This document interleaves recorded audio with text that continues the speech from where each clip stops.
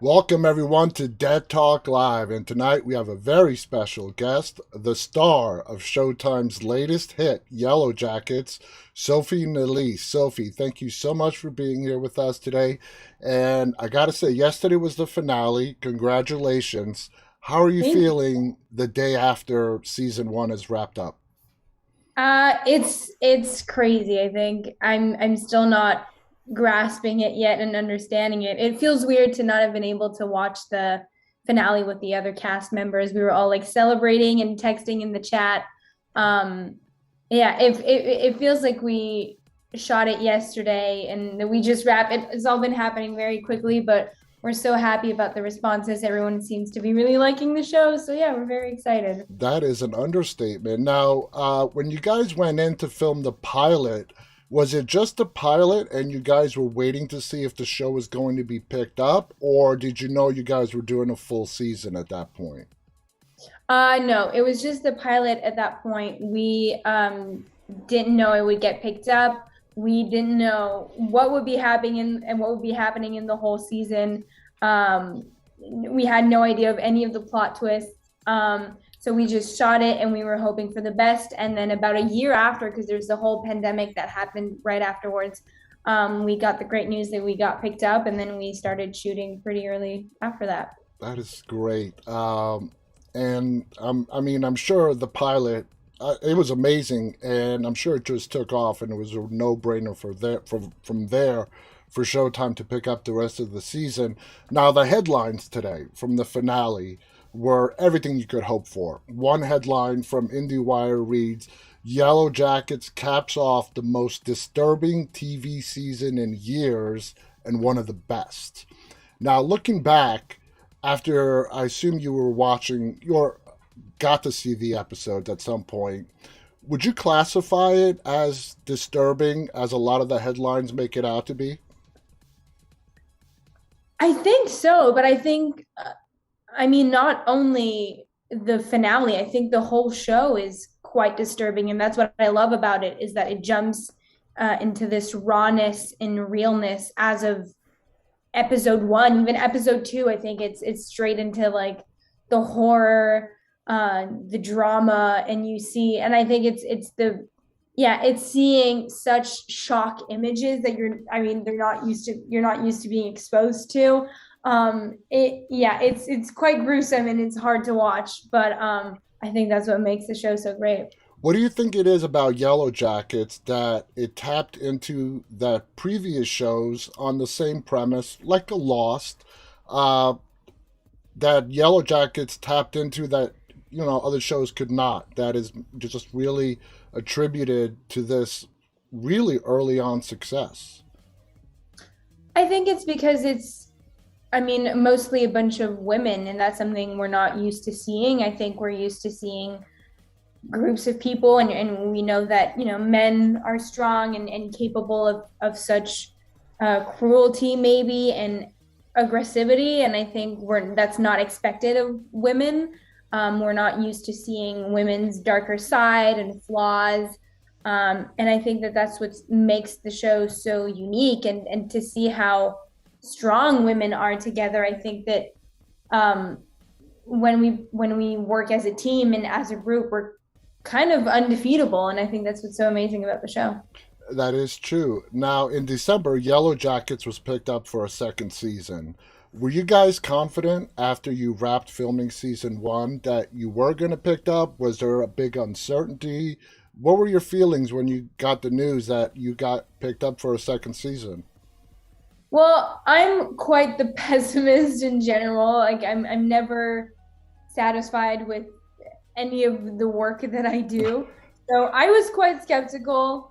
But the showrunners and everyone um, on that was working on the project, they kept telling us towards the end of the shoot how amazing the first episodes were and how the response to it was great, and they were very confident that the show would get the amount of love and respect that it got. I was, yeah, again, I was quite skeptical. But it's hard to say when you're in it, when you're shooting it. There's always little things that you see that other people don't. But as soon as the first couple of episodes started coming out, we just from the get-go started getting great critics and reviews, and it just kept going on. And so, I mean, I'm still kind of shocked at the amount of love we've been Oh yeah. getting. Yeah, it's So crazy. do you remember when you found out the news that it was renewed? Yeah, I was probably, I don't know where I was. I can't remember. I'm here in Montreal, probably in my home. And I actually got the news from someone in the cast, and they're like, I have a little heads up, like no one knows, but I do. Don't tell anyone. And he texted me and told me. And we were so happy because I think we all enjoyed working on it so much, and it's so cliche, but we really were kind of like a family. And from the minute we wrapped, I think we all missed each other a lot. And it was just such a fun project to be on. And we loved the script, and we loved the intensity of it all. And I love how it can go so many ways. Like there's so many directions that the second season can lean towards. And I think that's very exciting for us. Well, since you brought that up, this show has spurred on a very big, loyal, dedicated fan base. There are sites out there where people are exchanging theories. How does that make you feel? Do you peek in and see what people are saying? I'm not really one to read the reviews. It's been mostly my dad who's been sending them to me sometimes, or members of my family, or the people in the group chat. The girls are on Reddit a lot. I know that's kind of where all the theories are. Uh huh. I think it's so cool. I don't read them, but I should start reading them because whenever I read them, I think they're insane. Like the fans go completely crazy on the reviews and on the theories. Like they pick up on things that I didn't even notice. Like they'll see this specific sign with this shot and this strand of hair and this Oh yeah. line from a character, and they create a whole story. And I'm like, wow, the imagination is just beyond. And they're actually quite fun to read, and they probably know the show better than I do. So I think it's really fun. But I don't know. I have other things to do during my day, so I don't really spend my time reading reviews. But I see some here and there. Yeah, people love it to do the fan theories and come up with their own scenarios on what's going to happen, because this is exactly the kind of story it is. You don't know what's going to happen from one episode to the next. Now, the story is told in two different timelines: 1996, which is your timeline, and the present, which is 2021, where we see older Shawna, which is your character. They do it brilliantly, the way they flip back and forth between the two timelines. How is it for you as an actress performing a character where your future self is already written? How do you approach that as an actress? I mean, for me, it wasn't that difficult because if you look at it from a character point of view, um, my character, when she's set in the wilderness or at any time actually, doesn't know what's going to happen ahead of her. So I try not to let anything that's written of my older self affect my character or the way I play things, because Shawna doesn't know how Mm-hmm. what events are about to happen. She doesn't know if she's going to kill someone. She doesn't know what's to come. So I kind of try to just take it day by day. Obviously, now that I've seen the first season and seen how Melanie plays Shawna, there are little things that I've picked up on, like the way she clenches her lips together sometimes, or the way she just plays certain lines, the dark humor that she brings to it. Those are definitely things that I'm going to try to incorporate The in the younger second. If I have a chance. Melanie is a brilliant actress. Mm-hmm. I mean, she's just absolutely brilliant, and so are you in portraying young Shauna. Did you guys, since you're playing the same character 25 years apart, did you guys collaborate at all? Talk? I mean, you sort of mentioned that you didn't. You wanted to do it from a fresh perspective. But Mm-hmm. as you were shooting the episodes and they were going on and on, did you talk at all with her? I mean, we went for coffee at the beginning of the show just to make sure that we had the same vision for Shauna, that we related to her in the same way, and that we saw her in the same light. And it was just, yeah, it was just like little random things that I wouldn't think of. And then on the day, like I remember this one time I was writing, Shawna writes in her journal all the time, and I'm a lefty. And so I started writing with my left hand, and then it kind of clicked, and I was like, wait, does Melanie, what is Melanie left or right-handed? Like little tiny details. And trust me, the fans would pick up on that. They actually would. And that's why for me, it was so important, because it's little details that make such a huge difference and that go a long way. So I would like shoot her a text, or I'd ask the producers like, wait, how did Melanie do this or that? So yeah, tiny details like that we had to make sure we were always doing the same thing. Now, I assume the two different timelines, the 96 and the 21, I mean, it must have been two completely different sets. You guys did not interact at all. Am I correct? No, so they were shooting in a studio in Vancouver, and we were shooting in like an actual forest about an hour away from the city. And they would most of the time do a whole week, and then we would do the other week. So we actually never saw each other on set, except when maybe we had pickups. We would see them on set, like walking around, but we never worked or interfered really together.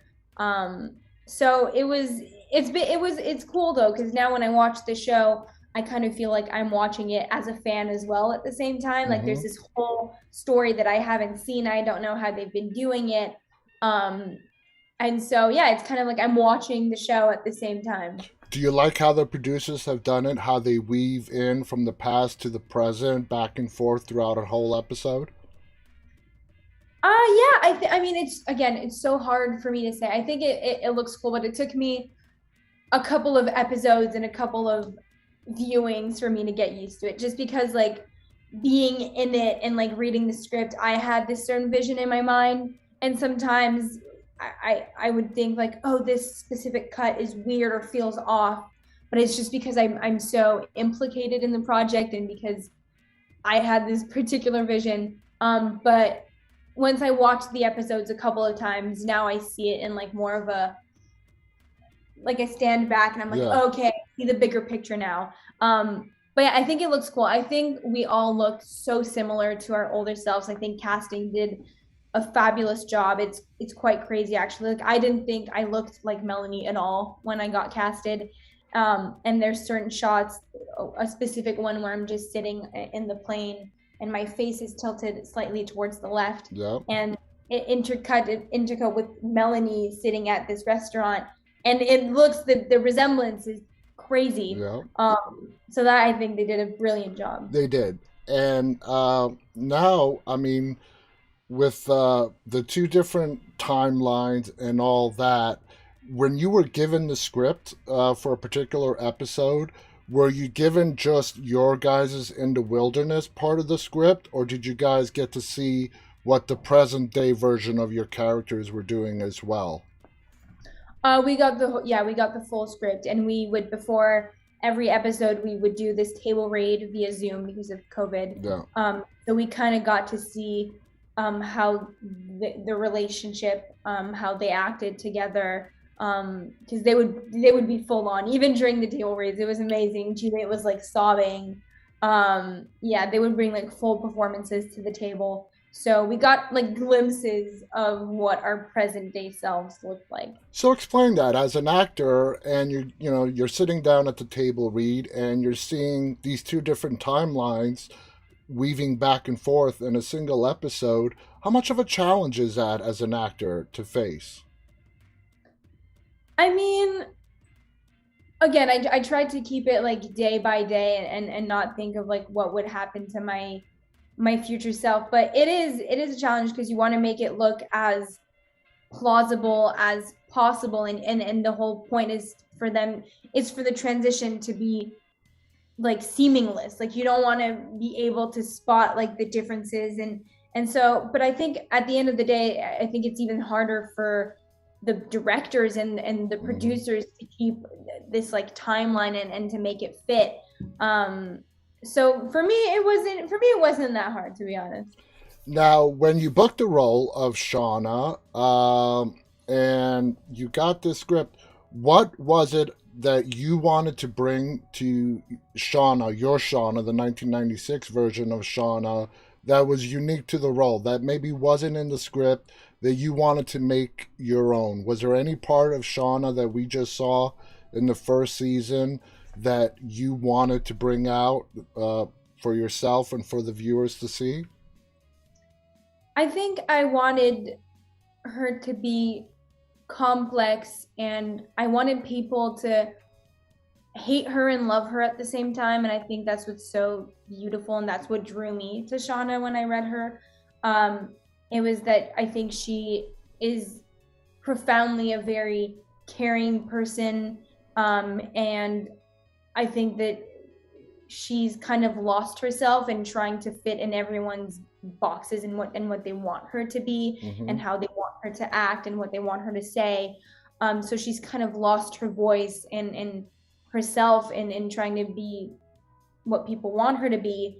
But I think she has this sort of deep confidence, and she's incredibly smart, but she won't let other people see that. And I think she even has this kind of darker side, which you see even more later on with her kind of dark humor. But you see it from the get-go in episode 1 when she ends up sleeping with Jeff. And I love that scene because it says so much about her. There's so much conflict in this character, but yet whenever she does something so terrible, you kind of still root for her. And so that's what I wanted. I wanted people to embrace Shawna's flaws and love her for who she truly is, which isn't always pretty. Exactly. And I would even take it a step further, and I would say Shawna in 96 and Shawna in 21 is defined by the guilt that she holds on her shoulders. Do you agree with that? Absolutely. I think, again, I think she's so conflicted because there is this, like I said earlier, this kind of darkness inside of her that she's aware that is part of her. And whenever she tries to let it shine, I think she feels incredibly guilty. And I think, again, that's why you love her so much, because everything terrible she does at the end of the day is she's still so caring and loving and wants to spare everybody's feelings. And I think that's why if throughout the whole season she doesn't say anything to Jackie about what happened, is she feels so guilty, and she's trying to ultimately spare Jackie's feelings, even though it means, carrying the weight of the world on her shoulders. Exactly. Now, there have been plenty of shows and movies done with this sort of Lord of the Flies premise, okay? People stranded, they have to fight for survival. When you got the role, did you do any kind of research? Like, for example, there's this movie, I don't know if you saw it, called Alive, based on a true story about the plane crash in the South American Alps. Not the Alps. I forgot the damn mountain range down in South America, going to Chile for the soccer match, actually, or was it rugby? But anyway, they're up there for months and they resorted to cannibalism. Did you do any kind of research or background into stories like that, whether it be other fictional movies or true stories like the movie Alive that it was based on? Yeah, I mean, obviously the movie Alive was a huge source of inspiration. And that mountain range is the Andes. Yeah, yeah. But yeah, that was definitely a huge source of inspiration. I think, yeah, just reading about how, how being in such circumstances affects your mind. And I think that's what fascinated me the most about every kind of survival story, is how strong your mind is, but also how weak your mind can be, and how just being sleep deprived and food deprived affects your mood and your system, and how when the survival instinct kicks in. And I think that's what's so interesting, is that we go to lengths that we don't even think we're capable of. And I can't wait for Yellowjackets to reach the. I'm very curious actually to see how the progression, how we're going to transform into eating people, because there has to be this like click of like, okay, now we have to like fully survive. Exactly. And it's like there was this guy, the fell into a crevice at some point. I read about this story. And he was stuck, and he ended up breaking his own leg and cutting it in order to get out, because that was the only way he could survive. And you think that would hurt terribly. Obviously, I'm sure it hurt, but you're so filled with endorphins that it kind of doesn't hurt. And I think that's so fascinating. And so yeah, some research about that, some research about, wilderness, like what can you eat, how to find yourself according to the sun, and just things like basic survival. Yeah, survival stuff. And obviously we had people on set to help us out, to show us how to hold a gun properly, to show us how to skin animals and things like that. Now, the very opening minutes of the show in the pilot is we see that person running away. We don't know who it is, and they fall into that pit, and they're dead. And we see a bunch of people wearing, these outfits made out of clothes from animal skin. They take it anyway. By the time we reach the finale of season 1, and we know where you guys are at in the wilderness, we still don't know the timeline of where those opening minutes in the first episode, what season that might even be. That might be, if it gets that far, season 3, 4, who knows, in the timeline. But we do know that from the very opening minutes, these girls go through something very horrific to get them to that point that we see in the very, the very opening minutes of the first episode. Do you, when you guys got on the set, did they give you any sort of, timeline as to when that might have occurred? I know if they did, you probably can't share, but beyond the first season, did the producers and the writers share with you what is going to happen? Honestly, they gave us barely any information. The only thing we know is that we're stranded for, I think, is 18 months. We don't even know who that person that falls in the trap is. Yeah.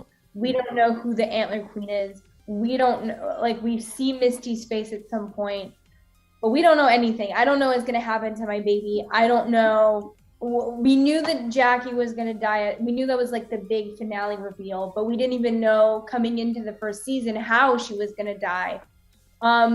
So it's a little frustrating for us because we kind of want to know, and we're excited, and we're part of the show. Can we get the tea? Can we get the details? But they've been keeping us in the dark, which is also fun. But yeah, I don't know if it's going to happen in season 2 or in season 3, if ever, cross our fingers, we get to season 3. But I've been very curious, and I love how they've been putting tiny little scenes that just are kind of flirting with, the cult and the insanity of it all. The seance scene, and at the end, the bear sacrifice, how we're slowly drifting towards something supernatural, but it's not so clear. And so they kind of been playing on the fine line with those elements. And I think that's really interesting. And that's all leading towards the cannibalism. Exactly. Now, one of the biggest plot twists, in my opinion, in the first season was your character being pregnant. When you got that script and you saw that Shawna is going to find out that she's pregnant when she's stranded in the wilderness, what were your thoughts on that? I thought it was a very interesting element because it makes the stakes so much higher for everyone. It's something that implicates the whole group, obviously, and that puts Shawna's life at risk.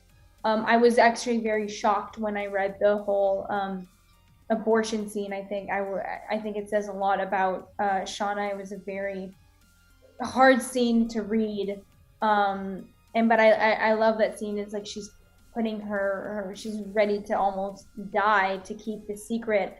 And I'm also curious to see what's going to happen to the baby, because obviously, my thoughts are, if she's not feeding herself properly because she doesn't have enough food and she's not drinking water, how can she grow a child inside of her? I feel like that baby wouldn't survive. So I'm interested to see what they're going to do with that. And also, I think it's such an interesting element, especially now that Jackie's dead, because it adds to the guilt so much. It's kind of like a constant reminder of the bad things that she's done in the past, and it's gonna follow her for a while. Exactly. And the timeline as well with Shawna being pregnant, it's obviously not the daughter that she has in 2021 because it just doesn't match up. The daughter she has is like a senior in high school, where if it was the baby that you had in or you were carrying in the wilderness, she would be 25 or older. So we don't know what happens to the baby, and we just have to wait and find out. Now, there's a big moment in the finale where you and Jackie, played by Ella Purnell, who is great as well, had this big blow up. Okay, everything comes out. She calls you jealous. You call her selfish. Okay, as a fan watching the show, do you think both Shawna and Jackie were right about each other? Is Shawna jealous of Jackie?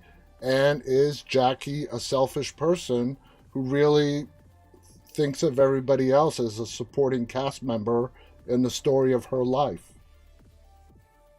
I mean, I think when we get into such big arguments, it's sort of like part of the truth, but it's aggravated by how angry you feel. I think that deep down, Jackie is a little selfish because she doesn't always take Shawna into consideration, and the whole world kind of does revolve around her.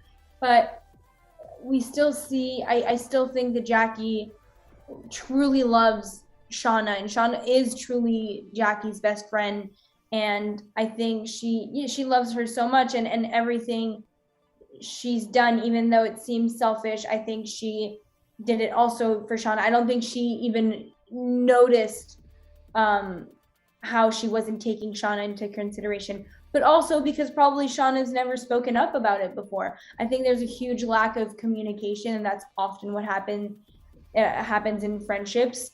Like, how is Jackie supposed to know if Shawna has never told her that she doesn't like soccer? Mm-hmm.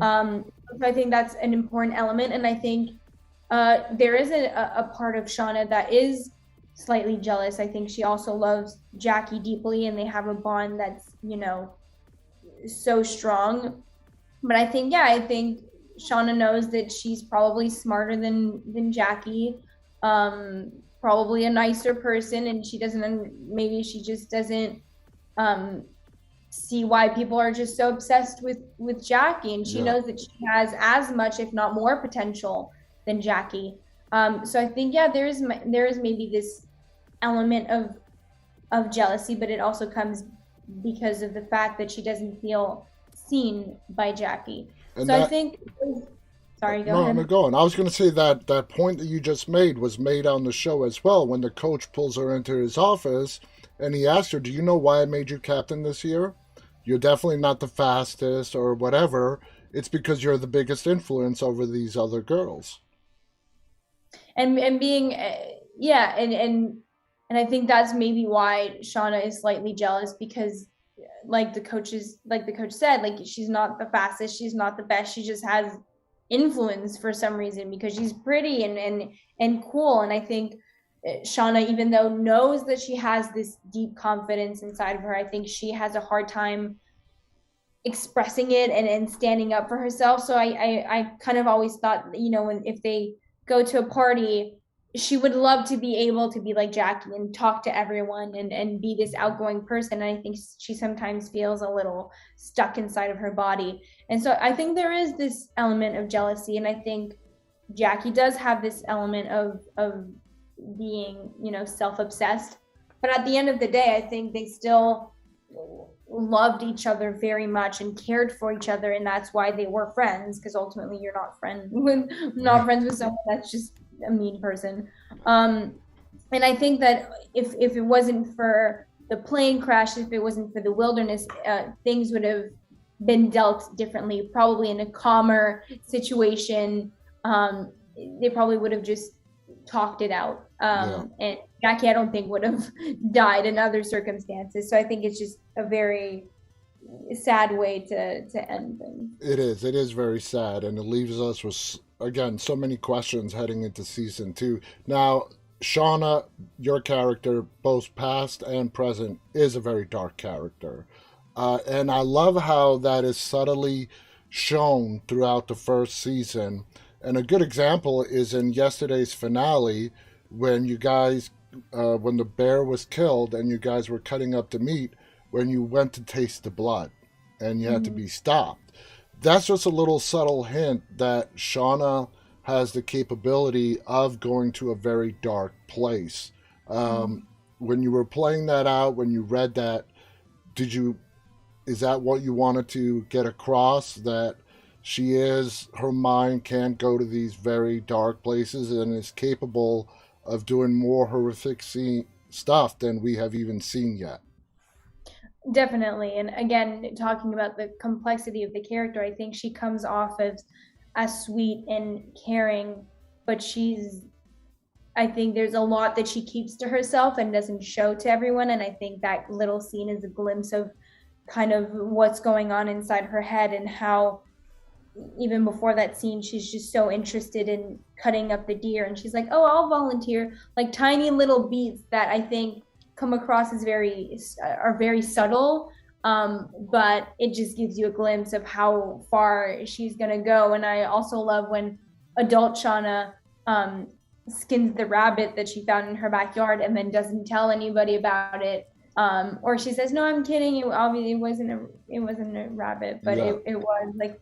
I think there's a lot more to her than what she lets out to believe to other people around Yeah, her. and like I said, it's these little hints, like in adult Shauna, when they have that dead body in the bathtub, and they go to her, here, you do this. You've always been the best one at this, anyways. It's like, well, what do they mean by that? And I Yeah. guess we have to wait and find out.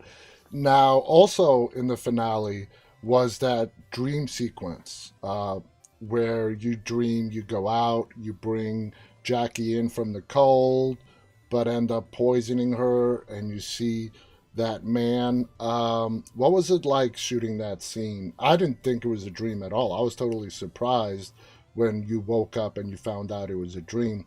Would you say that was a premonition of Jackie dying? That, which is what happened when you did wake up? Was it her guilt weighing on her? How do you see that? I think it's a mix between a premonition and the actual death of Jackie. I think it plays again on the fine line.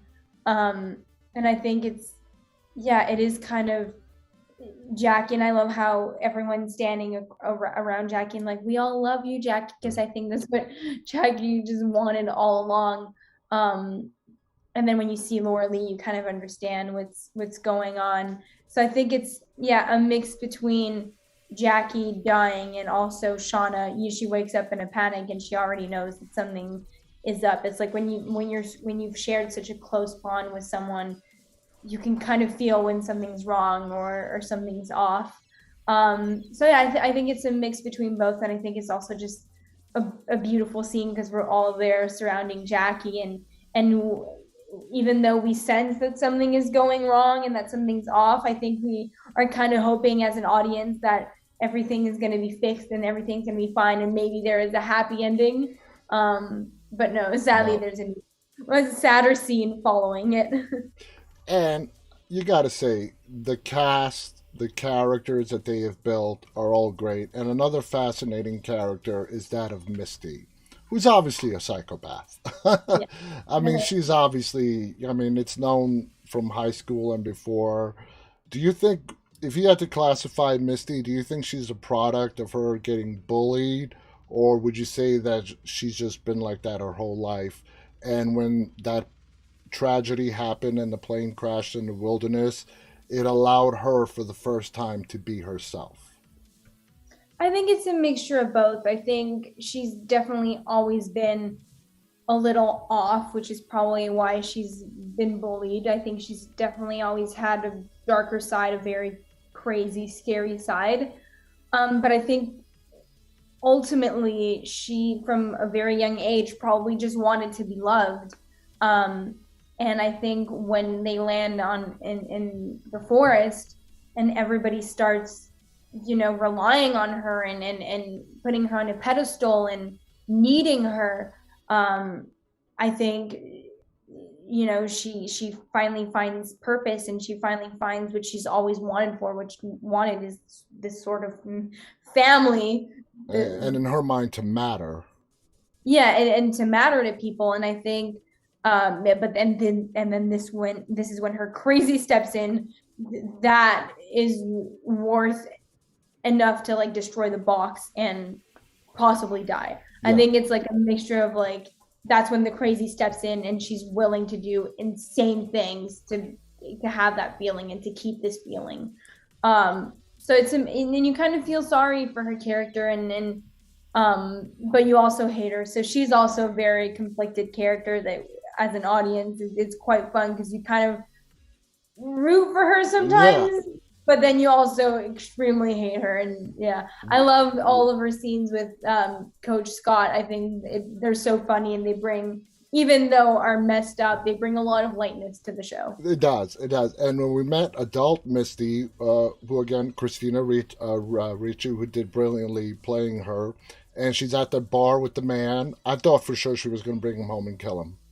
I mean, Yeah, I had yeah, no doubt she was just luring back home just to kill him. I thought she was some kind of serial killer.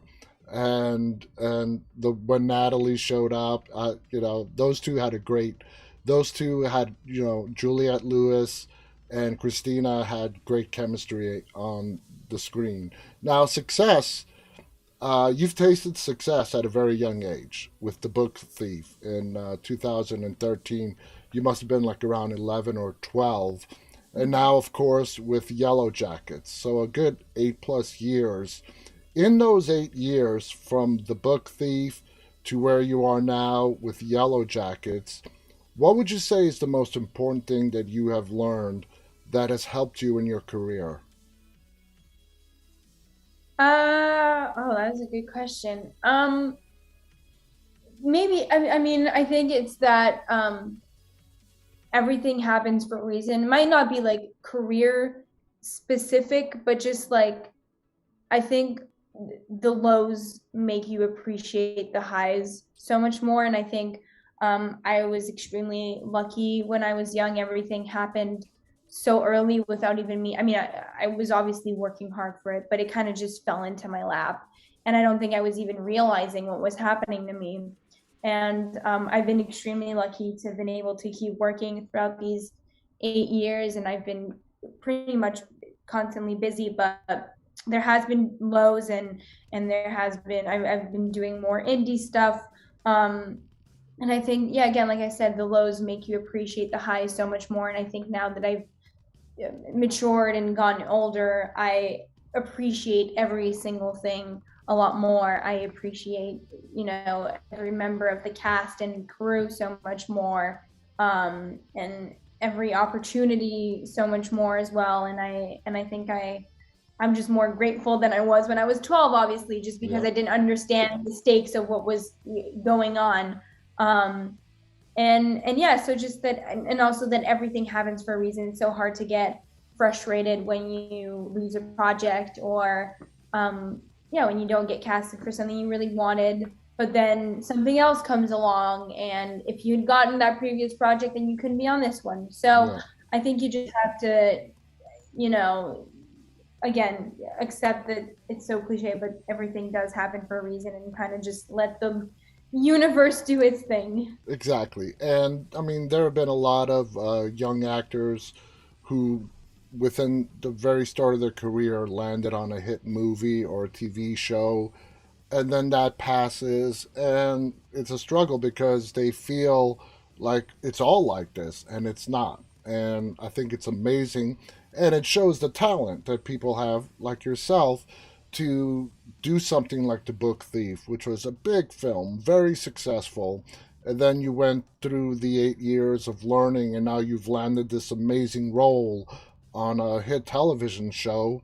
It's a testament to yourself as well, and your acting and your talent to persevere, learn, and come out from the other side a lot stronger than when you first started. Now, uh, as the Yellow Jackets proceeds, I know the cast is learning about the story, just as the fans are. I mean, you guys are getting it sooner, but when it comes to older Shauna, because we sort of know your version, what's going to happen to you. Would it surprise you, like in season 2, if we see that there are more survivors than have been revealed to us in the first season? I wouldn't be surprised. I mean, we have the reveal at the end that there's most likely going to be an older Lottie, Mm-hmm. which I'm so excited about because I love Lottie's character. I think there will be probably a couple more, but I also think that realistically, a lot of them would have died. And if, I mean, in order for the ones that have survived to survive, they had to eat people. Yeah. So we have to eat a certain amount of people.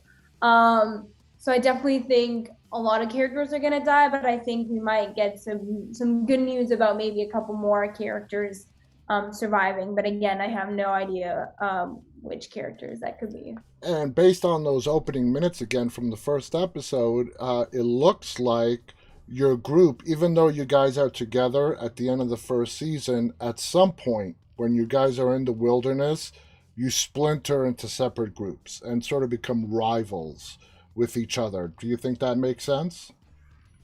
I think that would make sense because I think that's just the nature of humankind. Like everyone is so different and not everybody has the same values, and um some people won't fight for the same things. I think there's definitely the people that are leaning towards the like whole spiritual aspect of it all, and they're clinging onto this supernatural force Mm-hmm. or body who's going to be kind of leading that group.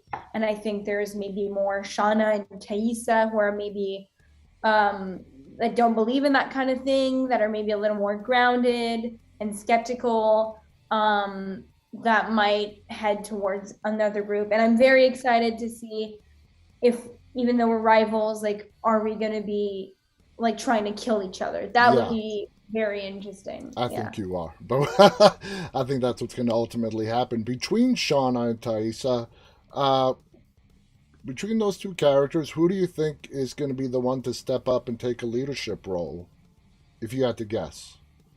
I don't know. I think I have maybe Shauna. I feel like so far it's been Thaisa, like she's been sort of leading, but I think Thaisa's gonna kind of get scared because she's been like waking up in trees and stuff, and she's kind of failed on her first mission Yeah. as a leader. And so I think she's gonna confide in Shauna a lot, and I think based on like the finale, Shauna has sort of found her voice and will maybe step up and start, speaking for herself more.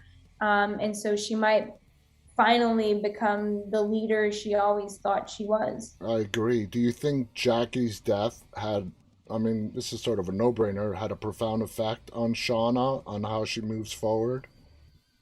Definitely. I think it will haunt her so much. It will affect every decision she's taken. I am very curious to see like what if they're going to do. I feel like at some point they might even have to eat her, and I can't even, I mean, might eat her, but like if that ever happens, I'm like, I don't know how she would even be able to like put that in her body. It's just, yeah, it's crazy. But definitely there will be a lot of guilt, but I'm curious to see if she's gonna sort of cry and be sad and take pity on herself, or if she's gonna shut every emotion out and sort of just become like this really mean and like intense. Like Do it's whatever gonna it be, takes to survive. I don't know what side of her is gonna come out from that situation. And I mean, it's so exciting to look forward to. Do you guys have an idea on when you're going back on the set to start shooting season 2? Not really. I'm assuming they want to start as quickly as possible because everyone's so excited and everyone's been raving about it. So I'm assuming the writers are probably already in the process Oh, of yeah. writing the second season, but we have no idea of when we're going to start shooting. But we obviously can't wait. We're very excited to get back on set. Would you say, you and your timeline cast members have bonded off screen and become friends? Do you guys stay in touch? You sort of hinted that you do.